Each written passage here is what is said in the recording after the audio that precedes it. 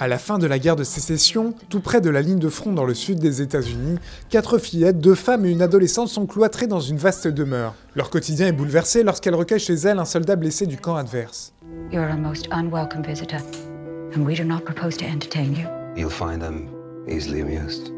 You won't be here long enough for that. C'est un peu une espèce de concerto, ce film, c'est-à-dire qu'on a l'orchestre, les femmes, et puis un soliste qui est cet homme. Sauf que la partie orchestrale est beaucoup plus importante que la partie soliste. On est dans quelque chose de Sofia Coppolesque à mort, une image, on a l'impression de feuilleter un catalogue de Vogue ou des publicités pour Laura Ashley, où voilà, elle filme ces jolies actrices blondes, de Nicole Kidman à Elle Fanning, en passant par Kirsten Dunst. La grande force du film, c'est de mettre en scène le désir féminin avec beaucoup de finesse, s'intéresse beaucoup plus à l'effet que le désir a sur ces femmes plutôt qu'à l'effet qu'il a sur l'objet, en l'occurrence le personnage que joue Colin Farrell. Effectivement, leur désir tout d'un coup s'exprime et puis elle décide de l'assumer, mais en même temps, Sofia Coppola, elle est d'une retenue et d'une forme de puritanisme en fait dans cette manière de filmer le désir au profit d'un scénario qui est finalement pas mal pris en charge par les dialogues parce que faut bien expliquer les choses quand on n'arrive pas à les faire sentir.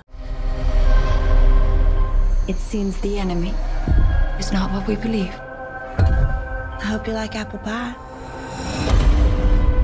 Is that my recipe? It is. Cette histoire se révèle très ambiguë et surprenante. Elle est tirée d'un roman qui a déjà été adapté sur grand écran par Don Siegel en 1971. Le rôle du soldat était tenu par un Clint Eastwood macho à souhait. Mais c'est un remake dans le sens où c'est un contre-champ, c'est-à-dire que Clint Eastwood était le centre du film. Colin Farrell est plutôt une espèce de miroir qui renvoie à chacune des actrices une image d'elle-même qu'elle ne soupçonnait pas toujours. C'est déplacer la caméra du côté du mâle vers le côté des femmes.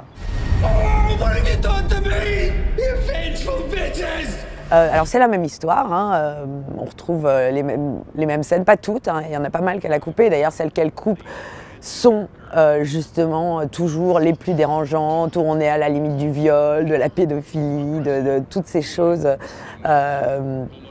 qui rendait le film de Siegel si troublant et mal-pensant. Là, on passe les plats, on met les petites égéries des grandes marques un peu partout dans le décor, on leur met des jolies robes et voilà.